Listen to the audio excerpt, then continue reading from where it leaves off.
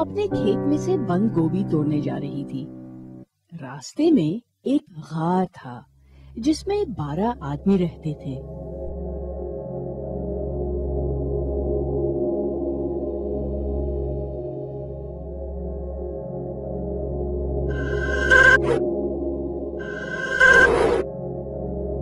Be اماں، یہ بتاؤ سب سے اچھا مہینہ کون سا ہے؟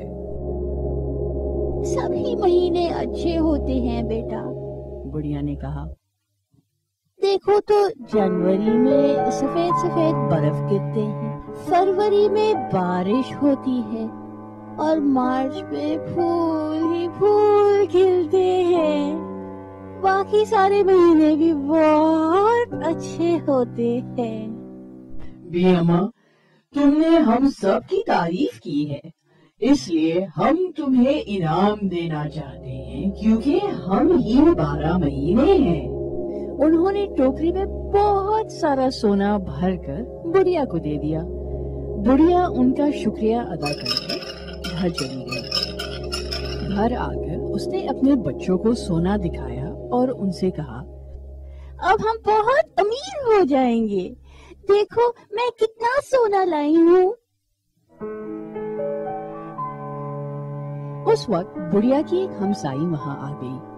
اس نے سونے کا ڈھیر دیکھا تو اس کی آنکھیں پھٹی کے پھٹی رہ گئی۔ بڑھیا نے 12 مہینے کی ساری کہانی ہمسائی کو کہہ سنائی۔ بڑھیا کی ہمسائی بہت لالچی تھی۔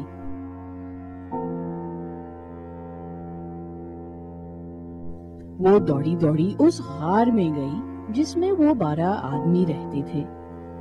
انہوں نے ہمسائی سے پوچھا،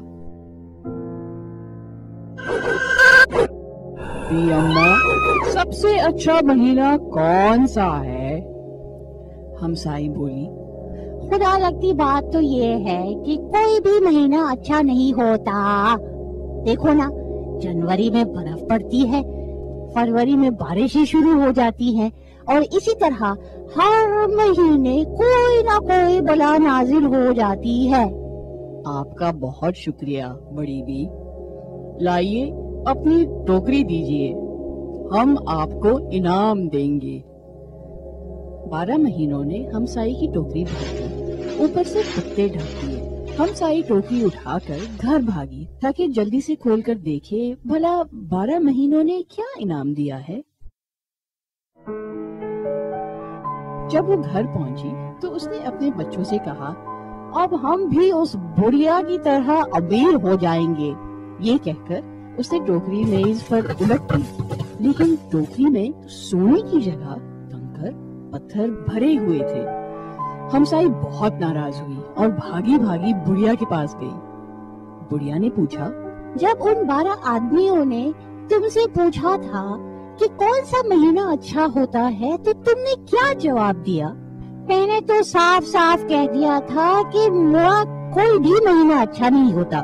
پھر ٹھیک ہے، بڑھیا نے کہا، تمہارے ساتھ یہی ہونا چاہیے تھا۔ بھلا کوئی اپنی برائی سن کر بھی انعام دیتا ہے؟ بچوں، اس کہانی سے ہم نے یہ سبق سیکھا کہ لالچ بری بلا ہوتی ہے، اور جو کام بھی آپ کریں خوش دلی سے کریں۔ اللہ حافظ۔